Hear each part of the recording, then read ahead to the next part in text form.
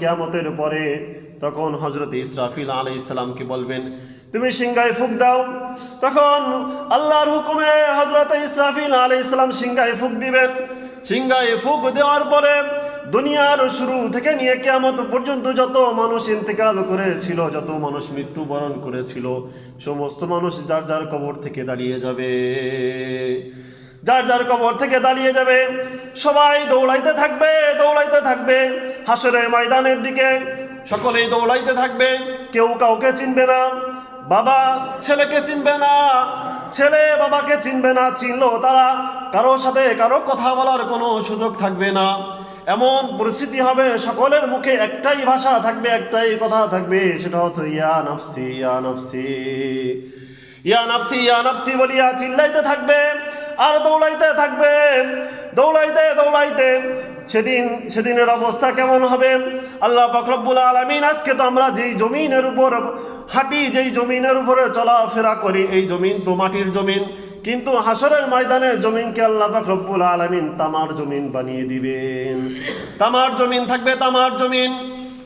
আর আল্লাহ পাক রব্বুল আলামিন আজকে আমাদের মাথার উপরে যে সূর্য আমরা দেখতে পাই, এই সূর্য কত দূরে জানেন নাকি?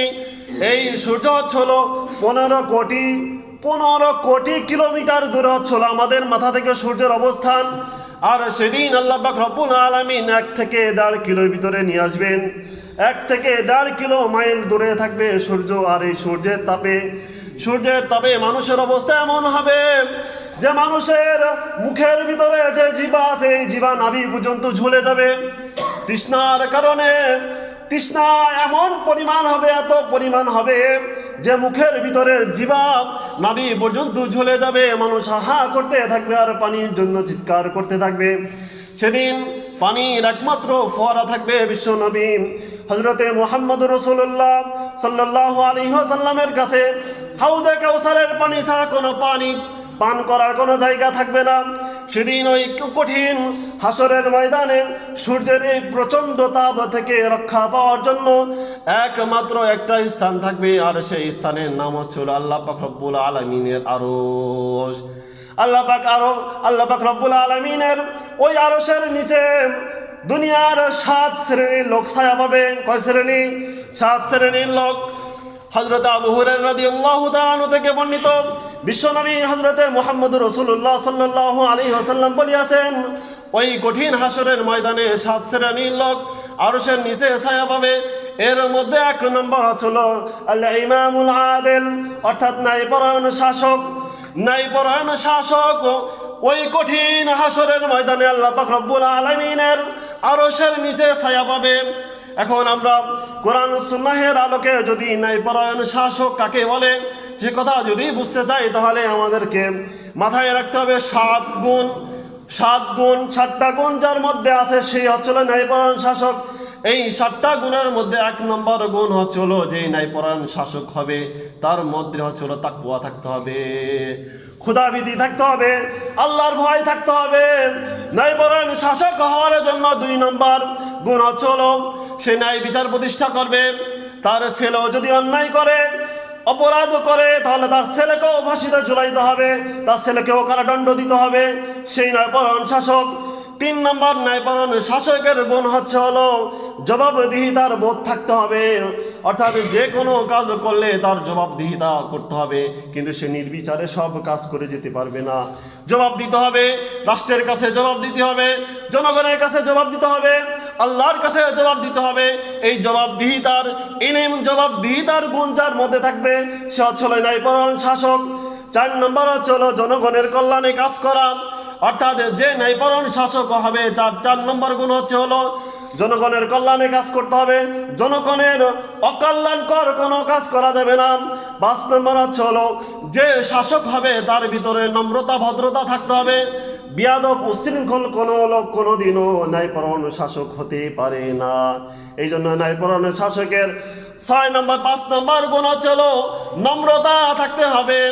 6 নম্বর গুণ হচ্ছিল পরামর্শ গ্রহণ করা। অর্থাৎ সকলের পরামর্শ গ্রহণ করিয়া রাষ্ট্রের যে কোনো কাজ করতে হবে। 7 নম্বর ন্যায়পরায়ণ শাসকের গুণ হলো যে দুনিয়া বিমুখ হওয়া, অর্থাৎ দুনিয়ার সব ধরনের লোভ লালসা তাকে তাড়াইতে হবে। তার ভিতরে কোনো ধরনের দুনিয়ার লোভ লালসা রাখা যাবে না, নিজের জন্য সম্পদ করা যাবে না, নিজের জন্য কোনো কিছু করা যাবে না। সব কিছু আল্লাহ পাক রব্বুল আলামিনকে খুশি করার জন্য তার রাষ্ট্র পরিচালনা করতে হবে। এই সমস্ত গুণ যার মধ্যে থাকবে সে হচ্ছে হলো ন্যায়পরায়ণ শাসক। আর এই ন্যায়পরায়ণ শাসকের পুরস্কার হিসেবে আল্লাহ পাক রব্বুল আলামিন তাকে ওই হাসরের কঠিন ময়দানে তাকে আল্লাহ পাক রব্বুল আলামিন তার আরশের নিচে ছায়া দান করবেন। সুবহানাল্লাহ, সুবহানাল্লাহ। 2 নম্বর হচ্ছে হলো ওই কঠিন হাসরের ময়দানে 2 নম্বর শ্রেণীর লোক যে আরশের নিচে ছায়া পাবে সে হচ্ছে শাবুন শাফি ইবাদাতিল্লাহ, অর্থাৎ যে যুবক তার যৌবনকালকে আল্লাহ রাস্তায় কাটিয়ে দিয়েছে, যেই যুবক তার যৌবনকালকে অযথা সময় নষ্ট করে নাই, অশ্লীল কাজে সময় ব্যয় করে নাই, আল্লাহর বিরোধী কোনো কাজ করে নাই, সে সব সময়ের জন্য আল্লাহ পাক রব্বুল আলামিনের জন্য আল্লাহ পাক রব্বুল আলামিনের ইবাদতে যার সময়টা কাটিয়ে দিয়েছে, সেই যুবক ওই কঠিন হাসরের ময়দানে আল্লাহ পাক রব্বুল আলামিনের আরশের নিচে ছায়া পাবে।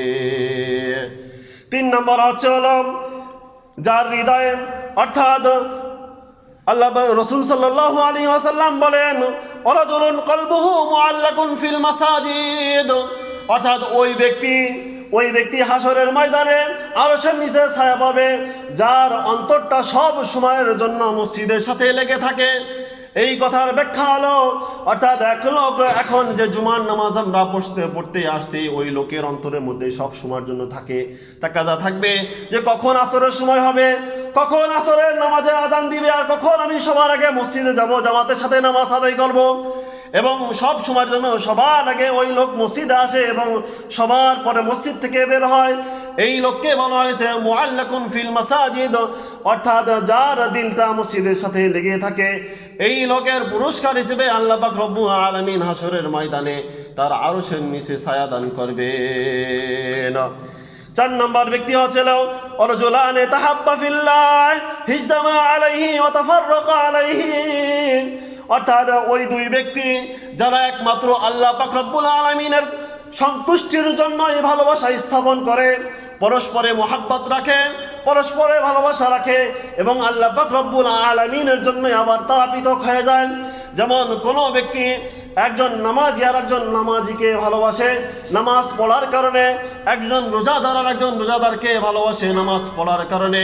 যখন ওই নামাজি যখন 2 জন নামাজির মধ্যে থেকে একজন নামাজি নামাজ ছেড়ে দেয় অর্থাৎ বেনামাজি হয়ে যায়, তখন প্রাথমিক অবস্থায় তাকে বোঝানোর পরেও যদি সে সেই পথ থেকে ফিরে না আসে, তারপরও যদি সে নামাজ না পড়ে, তখন ওই নামাজি ব্যক্তি যদি তাকে বন্ধু হিসেবে গ্রহণ না করে, তখন ওই নামাজি ব্যক্তি যদি তার থেকে পৃথক হয়ে যায় একমাত্র আল্লাহর জন্য, ওই নামাজি ব্যক্তি পৃথক হয়ে গেল আল্লাহ পাক রব্বুল আলামিনের জন্য, ওই ব্যক্তির জন্য আল্লাহ পাক রব্বুল আলামিন পুরস্কার হিসেবে হাসরের ময়দানে আরশের নিচে তাকে ছায়া দান করবেন। সুবহানাল্লাহ। তার মানে আমাদের যে দুনিয়াতে যে আমাদের ভালোবাসা আছে, আমাদের ভালোবাসা, আমাদের পৃথক হয়ে যাওয়া সব কিছু একমাত্র আল্লাহর জন্য হতে হবে। যদি আমার আপনার ভালোবাসা একমাত্র আল্লাহর জন্য হয়, আবার আমার আর আপনার বিচ্ছেদ যদি একমাত্র আল্লাহর জন্য হয়, তাহলে আমার আর আপনার জন্য অপেক্ষা করতেছে আল্লাহ পাক রব্বুল আলামিনের আরশের নিচে ছায়া। আর আল্লাহ পাক রব্বুল আলামিনের আরশের নিচে আমাকে আর আপনাকে আল্লাহ পাক রব্বুল আলামিন ছায়া দান করবেন। 5 নম্বর হচ্ছে বিশ্বনবী সাল্লাল্লাহু আলাইহি ওয়াসাল্লাম বলেন ওয়ারাজুলুন দাওয়াতুহু মুরাতুন যাতা মানসিবিন ওয়া জামালিন ফাকালা ইন্নী আখাফুল্লাহ, অর্থাৎ যে ব্যক্তি সম্মানী এবং সুন্দরী নারী তাকে আহ্বান করছে খারাপ কাজ করার জন্য, যে ব্যক্তিকে সম্মানী এবং সুন্দরী নারী খারাপ কাজ করার জন্য আহ্বান করছে, কিন্তু ওই লোক ওই সুন্দরী নারীর প্রস্তাবকে প্রত্যাখ্যান করেছে, তাকে বলেছে আমি আল্লাহকে ভয় করি, তাকে বলেছে আমি আল্লাহকে ভয় করি। বিশ্বনবী সাল্লাল্লাহু আলাইহি ওয়াসাল্লাম বলেন যে ব্যক্তি এই নারীর প্রস্তাবকে ফিরিয়ে দিবে অথবা অশ্লীল কাজকে সে পরিত্যাগ করবে, আল্লাহ পাক রব্বুল আলামিন তাকে ওই আরশের নিচে ছায়া দান করবেন। এ ব্যাপারে বিশ্বনবী সাল্লাল্লাহু আলাইহি ওয়াসাল্লাম একটি ঘটনা বর্ণনা করেছেন। এই ঘটনা ছিল বনি ইসরাইলের জামানায় একজন ব্যক্তি তাকে একজন মহিলা আহ্বান করছে খারাপ কাজ করার জন্য। তখন দুইজনে এমন অবস্থা যে খারাপ কাজ করবে ভাব। এই অবস্থায় ওই পুরুষ লোকের ভিতরে আল্লাহ পাক রব্বুল আলামিনের উপরে ভয় আসছে। তখন ওই পুরুষ লোক বলে উঠছে যে আখাফুল্লাহ, না না, আমি এই কাজ করতে পারবো না, আমি আল্লাহকে ভয় করি, আমি আল্লাহকে ভয় করি। এই যে আল্লাহকে ভয় করি, এই অবস্থা থেকে সে ফিরে আসছে। বিশ্বনবী সাল্লাল্লাহু আলাইহি ওয়াসাল্লাম বলেন, যারা এই যে যৌন চাহিদাকে সংযম করলো, যৌন চাহিদাকে সংযম করলো এবং ধৈর্য ধারণ করলো, এই ধৈর্য আর সংযম স্থাপন করার জন্য আল্লাহ পাক রব্বুল আলামিন তাকে ওই হাসরের ময়দানে আরো সে নিচে ছায়াদান করবেন। 6 নম্বর হলো বিশ্বনবী সাল্লাল্লাহু আলাইহি ওয়াসাল্লাম বলেন, ওয়ারাজুলুন তাসাদ্দাকা বিসাদাকাতিন ফাখফাহা হাত্তা লা তা'লামা শিমালুহু মা ইয়ানফিকু ইয়ামিনুহু। অর্থাৎ 6 নম্বর আরশের নিচে ছায়াদান পাবে ওই সমস্ত লোক, যে ব্যক্তি এমনভাবে গোপনে দান করে, যে ব্যক্তি এমনভাবে গোপনে সদকা করে যে তার ডান হাত কি দান করছে কিন্তু বাম হাত কোনো কিছুই জানে না। আল্লাহ পাক রব্বুল আলামিন এই লোককে হাসরের ময়দানে আরশের নিচে ছায়া দান করবেন।